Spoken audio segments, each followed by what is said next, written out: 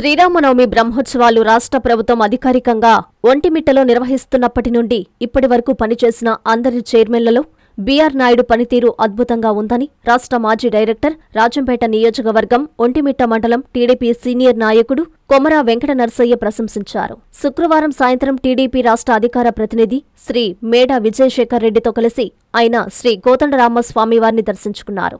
అనంతరం రామాలయం వెలుపల పత్రికా విలేకరులతో, మీడియా ప్రతినిధులతో వెంకట నరసింహం మాట్లాడుతూ, ఈ ఏడాది ఒంటిమిట్టలో నిర్వహిస్తున్న శ్రీరాముల వారి బ్రహ్మోత్సవాలు కనీవిని ఎరగని రీతిలో నిర్వహిస్తున్నారని, అందుకు బీఆర్ నాయుడు క్రియాశీలకంగా పనిచేయడం కారణమని అన్నారు.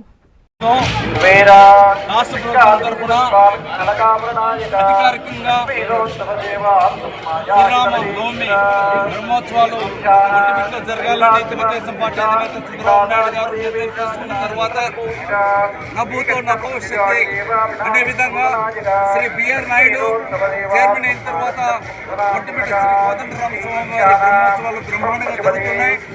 గతంలో ఏ చైర్మన్ హయాంలోనూ ఈ విధంగా బ్రహ్మోత్సవాల నిర్వహణ జరగలేదు. ఈసారి చాలా అద్భుతమైన రీతిలో చైర్మన్ గారు ప్రత్యేక దృష్టి పెట్టి ఒంటిమిట్ట బ్రహ్మోత్సవాలు బ్రహ్మాండంగా జరగాలని చెప్పి అధికారులకు దిశానిర్దేశం చేయడంతో అధికారులు కొంతమేరకు సఫలీకృతమైనారు. కాకపోతే టీటీడీ అధికారులు బ్రహ్మోత్సవాలు స్టార్ట్ అయిన ముందు ఒక నెల రోజుల ముందు ప్రారంభిస్తారు పనులు.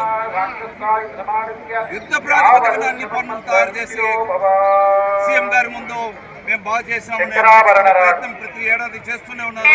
ఆ ప్రయత్నాలు మానుకోవాలని చెప్పి ముందు చెబుతూ ముందుగానే బ్రహ్మోత్సవాల ప్రారంభోత్సవాలకు ముందుగానే 3 నెలల ముందు ఇక్కడ సంబంధించిన అభివృద్ధి కార్యక్రమాలు కానీ లేదా మరే కార్యక్రమాలు కానీ చేపట్టాలని చెప్పి శ్రీ బీఆర్ నాయుడు గారికి ఒంటిమిట్ట మండల తెలుగుదేశం పార్టీ ఒంటిమిట్ట మండల భక్తుల తరఫున, ప్రజల తరఫున నేను విజ్ఞప్తి చేస్తున్నాను.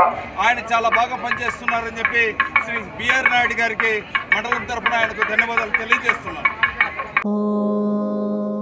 లిల్లా ఉత్తర క్రియలు. మా మాతృమూర్తి షేక్ అన్వర్ జాన్ గారు మార్చి 7వ తేదీ స్వర్గస్థులైనారు.